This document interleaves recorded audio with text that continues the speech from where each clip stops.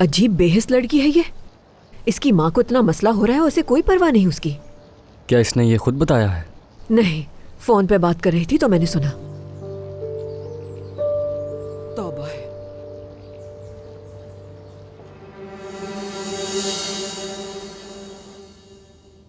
मेरे ख्याल से हमें उस नर्स से इन्फॉर्मेशन का वेट नहीं करना चाहिए सलीम साहब। क्या पता कि जब उसे होश आए तो उसे कुछ भी याद ना हो। मेरे ख्याल से हमें कोई और तरीका अपनाना चाहिए। अम्मी, सलीम साहब मुझे फोन रखना होगा, मैं आपसे बाद में बात करती हूँ इस बारे में। ओके? अरे फोन क्यों रख दिया आपने? नहीं, बस बात मुकम्मल हो गई थी। वो एक औरत के बारे में था जिसने हमारी एसोसिएशन में पनाह ली थी, तो बस उसी के बारे में बात हो रही थी। मैं बस नाश्ता करने के लिए अभी गार्डन में ही जा रही थी। बाय द वे, आज काफी देर नहीं हो गई नाश्ता लगने में, पर शुक्र है कि आज किसी को काम पर जाने की जल्दी तो नहीं है। अम्मी, कल रात तोबा और मुझे आपकी बहुत फिक्र हो रही थी। आप ठीक है ना? ठीक हूँ मैं मेरी जान, बिल्कुल ठीक हूँ।